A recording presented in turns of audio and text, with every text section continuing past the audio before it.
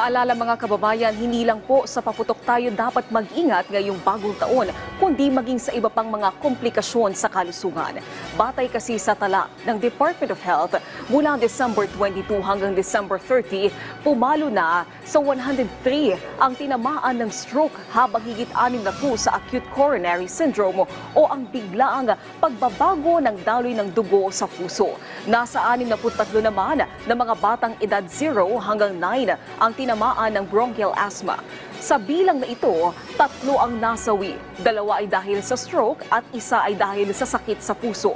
Paalala ng DOH, mahalaga na alagaan ang ating puso at baga. Sa kabila ng masasayang selebrasyon, ugaliin aniya na magkaroon ng disiplina sa pagkain, umiwas sa labis na pag-inom ng alak at umiwas sa mauusok na lugar. Huwag din aniyang kakalimutan ang pag-inom ng gamot o maintenance.